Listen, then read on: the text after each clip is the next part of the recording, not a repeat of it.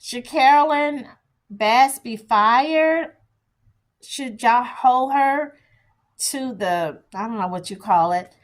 I don't think so. Earlier, during the week, I thought yes, she needed to be fired.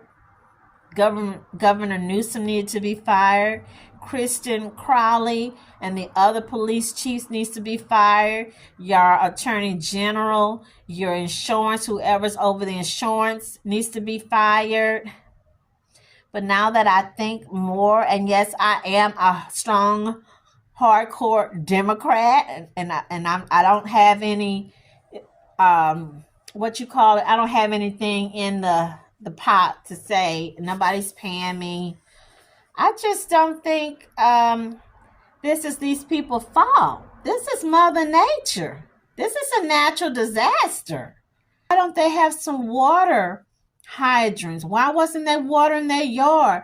Why don't they have their some type of protection on the outside? So the man show where they're not using wood. Some people, one man, I believe they said he was from Houston, but he had a home in Malibu. He had a home in Aspen. And he said the reason his house was still standing because it was made from concrete. Another man showed they making their homes out of some type of metal. Another man showed where he has some kind of water generator pump. And the home is automatically watered down. There's a safety valve and all that.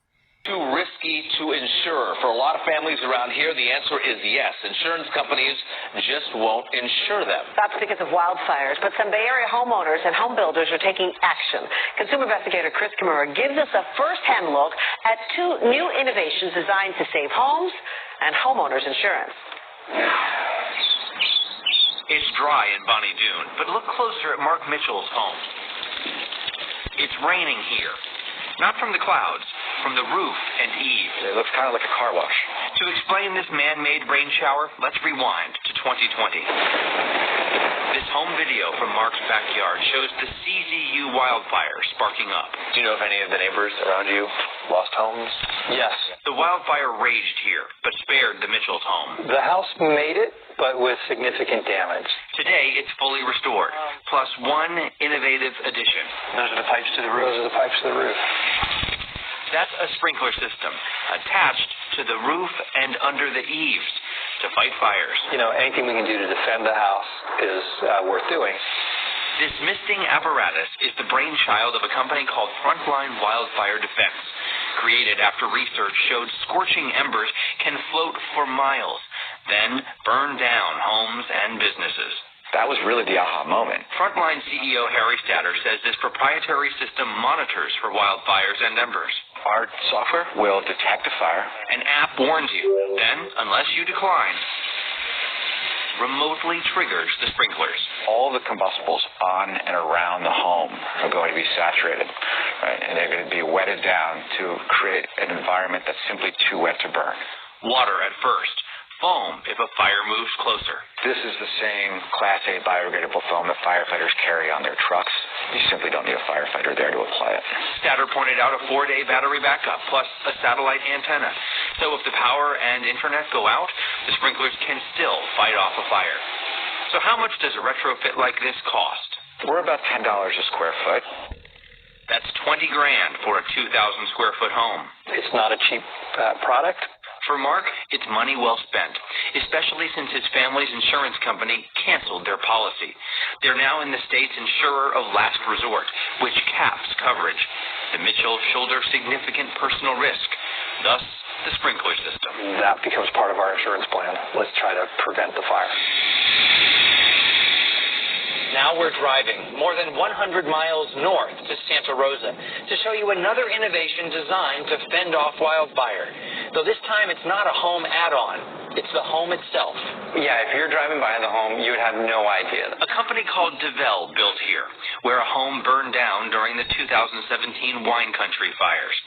DeVel says it designed this home and its others for fire resiliency. All of our homes are built with metal framing, so the floors, the ceilings, and the walls, and soon to be the foundation.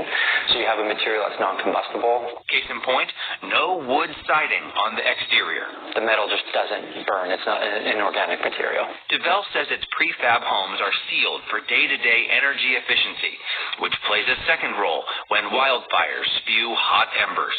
We have such an airtight envelope in the home that you're just not getting the possibility of like embers entering the home. So what premium do buyers pay for floor-to-ceiling fire resilience? DeVel just sold this home for $2.2 million, in line with what the real estate app Zillow estimates for nearby houses built with traditional materials. Now, what about insurance? This house is the house of the future. Janet Ruiz is with the Insurance Information Institute. Insurers are looking for homes that they can give discounts to. But, as we've reported in previous stories, insurance companies sometimes calculate fire risk by neighborhood or zone, not home by home. When you have a wildfire coming, Say that because I was wondering. I know they got the money, $20,000 for somebody that has a $3 million home, or make $10 million per pitch. Or I saw.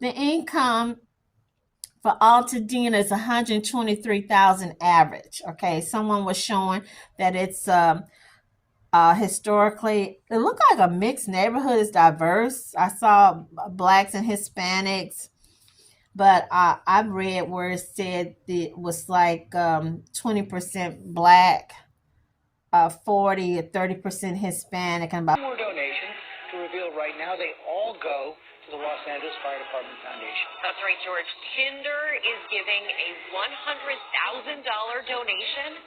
Jackery donating $50,000 plus generators and solar panels. And Nestle USA is giving $50,000 plus 5 truckloads of Essentia water.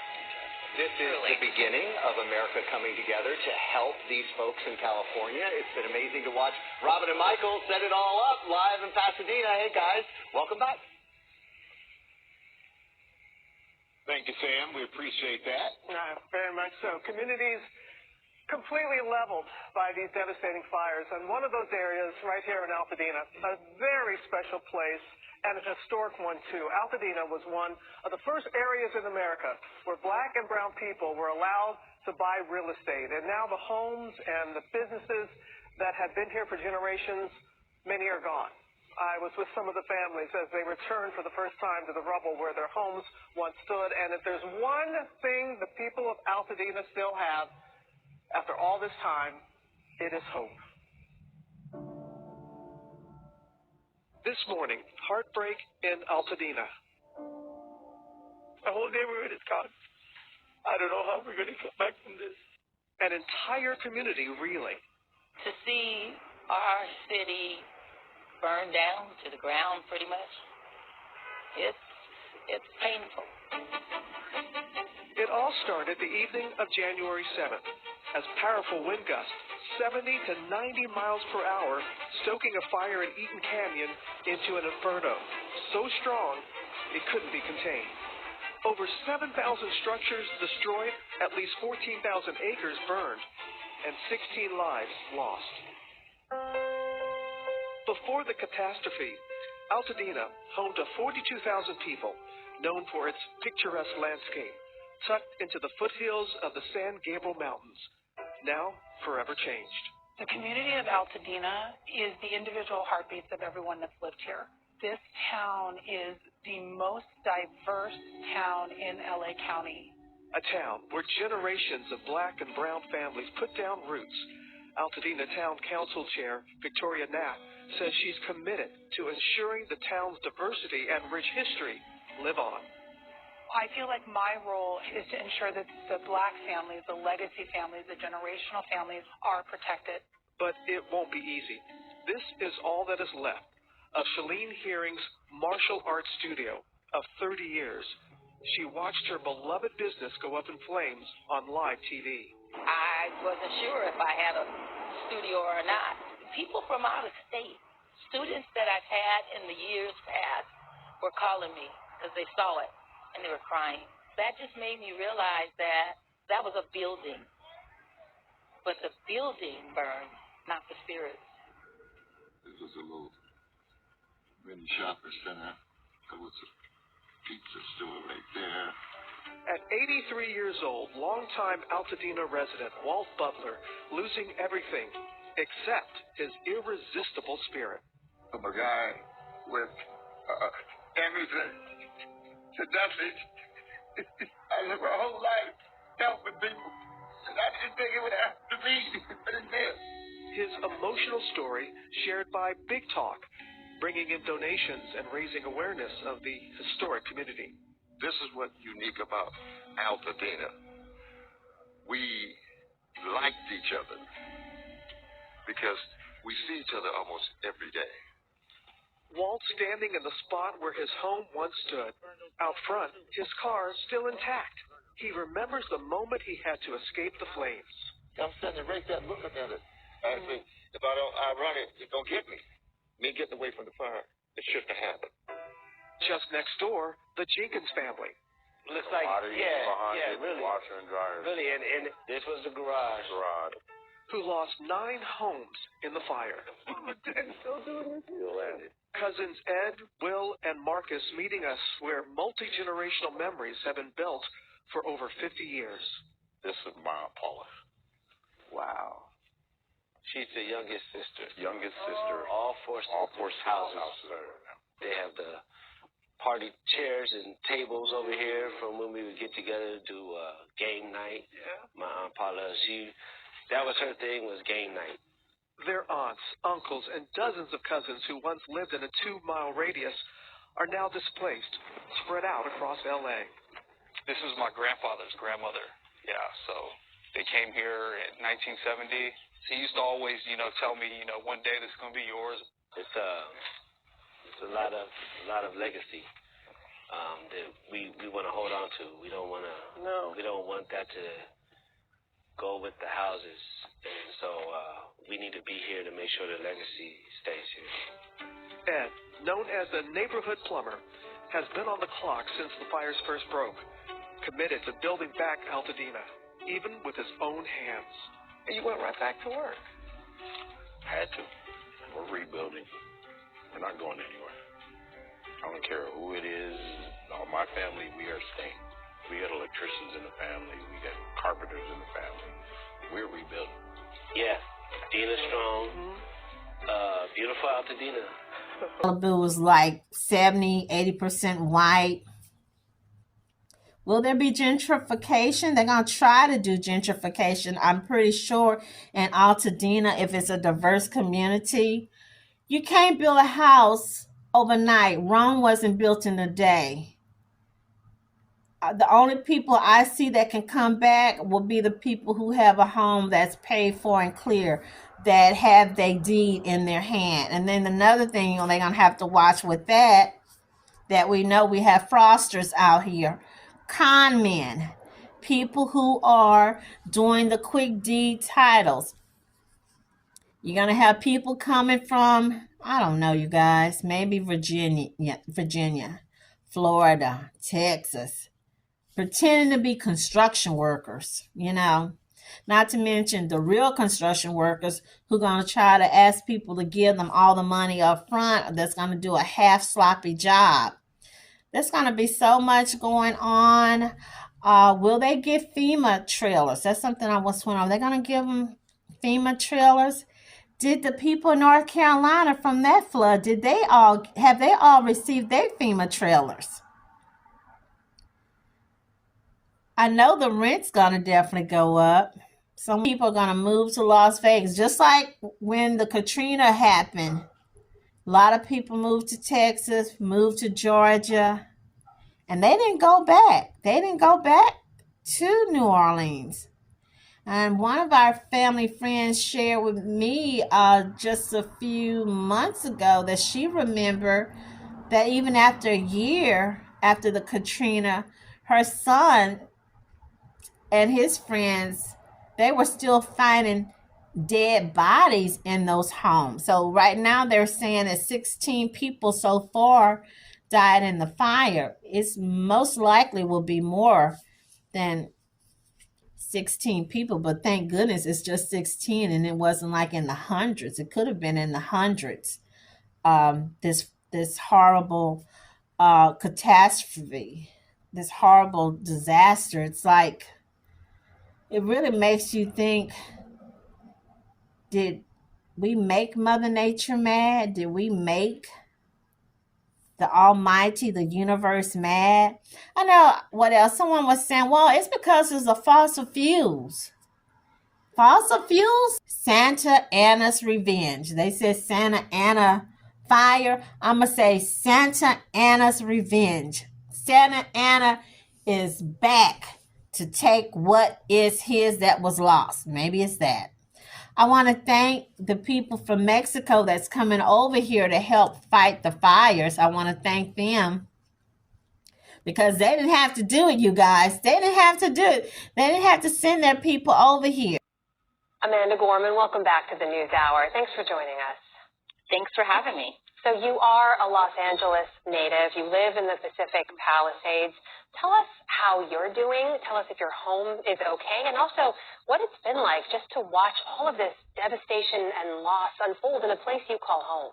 Thank you for asking. I mean, I'm so blessed. I'm safe. My family's safe. My house is doing okay, but it's been just devastating, I think, on a communal level to see this amount of damage and loss in a city that we love. LA is incredibly strong and resilient, and it's also just been amazing to see the way people are coming together, but we have a really long trek ahead of us.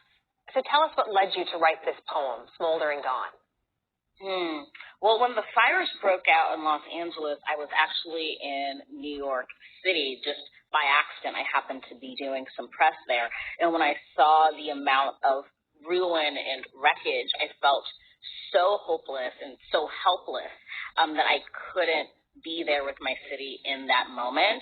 But I wanted to process that grief that I was feeling as an Angelino. And so I wrote the poem for myself just to work through what I was feeling, and then decided to share it in the hope that it might bring some warmth and soul and spirit to a time that feels really hard for Californians right now. For anyone who hasn't had a chance to read it yet, would you mind sharing a few lines, maybe? Absolutely. So I'll share the last few lines. Today we mourn, tomorrow reborn. We end the burning, befriend the hurting, mend those who face the flame. We reclaim our city's name, a revelation that only this place tells. To find our angels, all we need do is look within ourselves. This clearly resonated so much with so many people. You shared it online. You shared it as a fundraiser, essentially, for the fire response. You raised over $100,000 in aid so far. Where is that going to go? Well, I was so happy to be able to use this poem just to do my small part, and it's going to go to the California Fire Foundation, which supports firefighters and their families and people impacted by fires in California. And so the amount of response that I got to this poem, raising over those course of just a few days, was amazing. But there's also so many other ways that Angelenos in the country are showing up by volunteering, donating, giving their time.